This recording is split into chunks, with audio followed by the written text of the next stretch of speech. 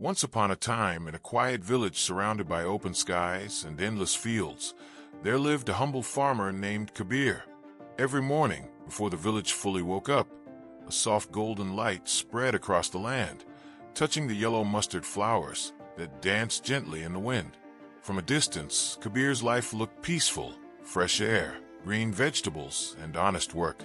But inside his mind, there was constant noise. Kabir was a vegetable farmer. He grew tomatoes, okra, chilies, and gourds with his own hands.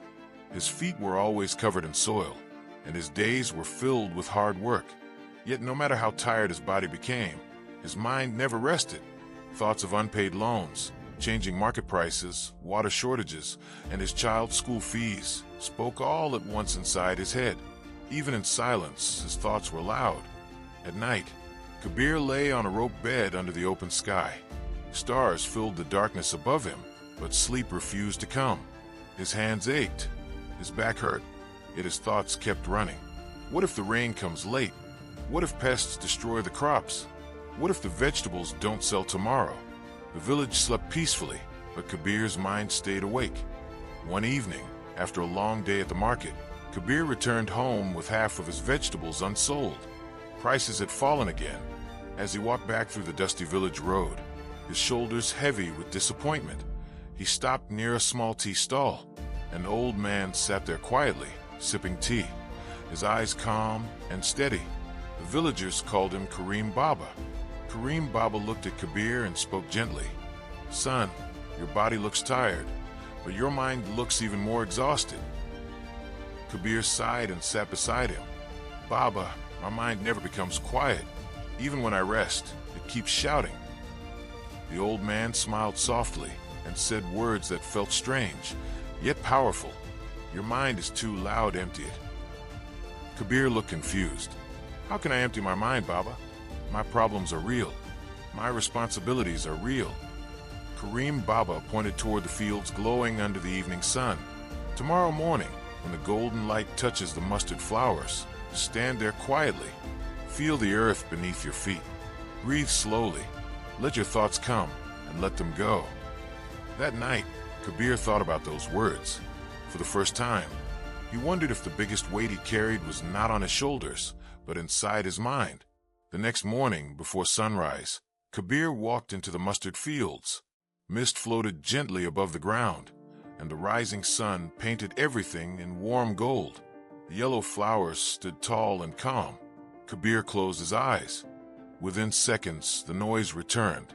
Worries, fears, and doubts rushed in. His chest tightened. He almost walked away. Then he remembered Karim Baba's words. Kabir focused on his breath. Inhale, exhale. He felt the soil beneath his feet and the cool air on his skin. Slowly, something changed. The thoughts did not disappear, but they moved farther away. The noise softened. For the first time in many years, Kabir felt present. When he opened his eyes, the fields looked brighter, clearer, more alive. The golden light warmed his face, and a calm feeling settled in his chest. From that day on, Kabir practiced this simple habit every morning. No special rituals, no complicated steps, just breath, earth, and awareness. As days passed, he noticed changes. He worked with more focus. He noticed problems earlier.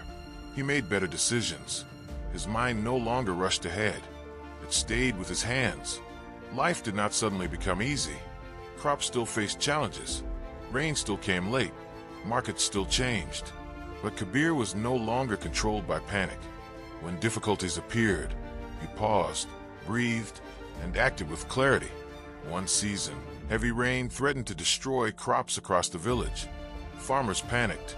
Kabir felt fear rise inside him too. But this time, he didn't let it take over.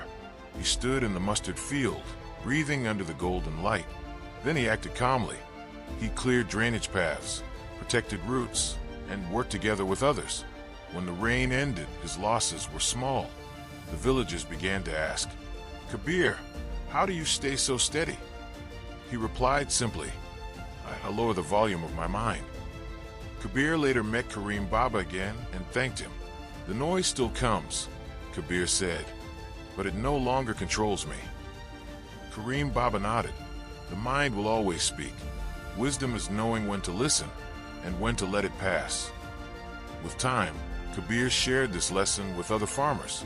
He told them, before fixing the land, calm your mind. A noisy mind makes weak decisions. A quiet mind grows strong crops. His wife, Aisha, noticed it too. You seem different, she said one evening. You look calmer. Kabir smiled. I didn't change my work. I changed how I listened to my mind. Kabir did not become rich overnight. That was never the miracle. The miracle was peace, and peace made him strong. His home felt lighter. His work felt meaningful again. His life felt balanced. Every morning, the mustard field shone under golden light, reminding Kabir of a simple truth. When the mind becomes quiet, life becomes clear. And whenever his thoughts grew loud, Kabir whispered to himself, your mind is too loud, empty it.